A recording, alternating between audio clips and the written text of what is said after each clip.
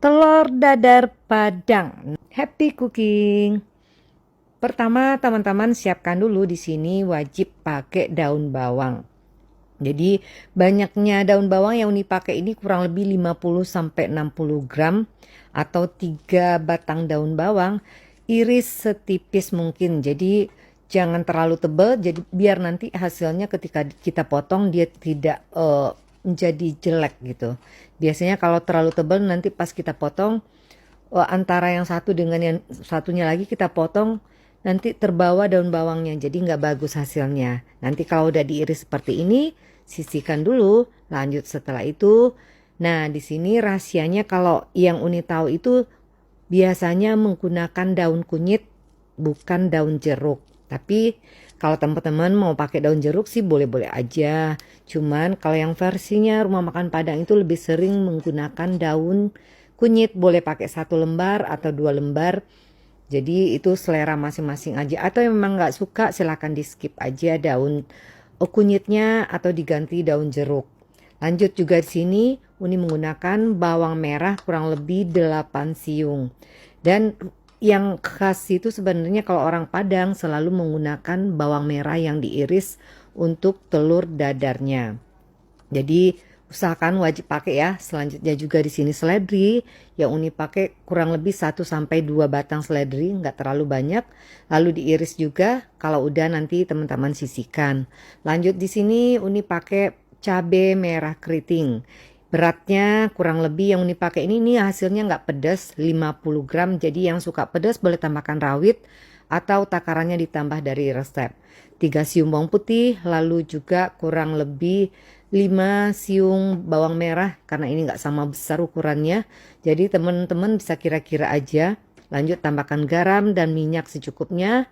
Dan setelah itu blender hingga halus. Jika sudah, nanti teman-teman sisihkan dulu bumbu yang telah kita blender ini.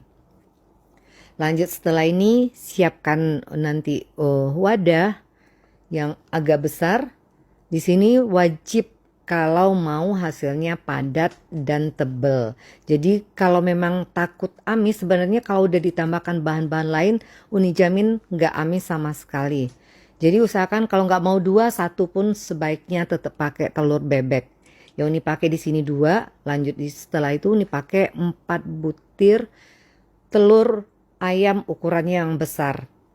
Jadi kalau teman-teman yang punya putih telur, sisa putih telur di kulkas, silakan nanti tambahkan, tapi dinginkan suhu ruang dulu. Itu akan lebih bagus hasilnya. Umumnya kalau rumah makan Padang itu sering menggunakan putih telur juga. Nanti tambahkan juga merica bubuk. Ini secukupnya aja.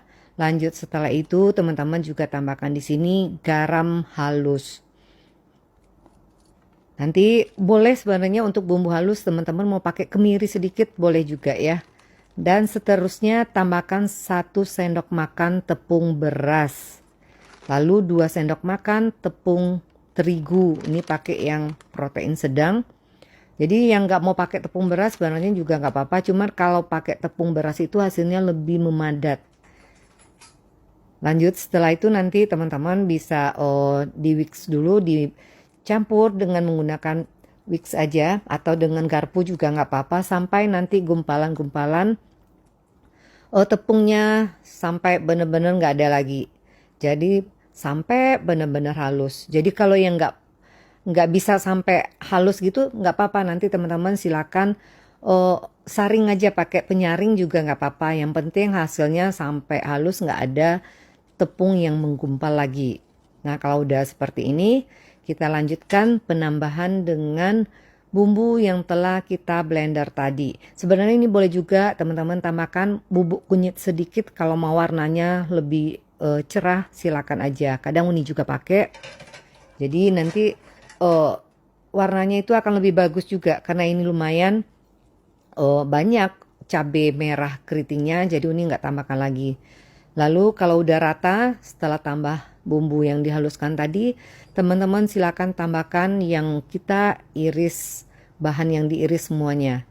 Jadi kalau di sini penambahan bumbu yang diiris ini semakin banyak juga nanti hasilnya akan menjadi tebal juga. Jadi kalau makin sedikit itu akan membuat telurnya juga nanti nggak begitu tebal. Jadi banyak faktor sebenarnya di sini.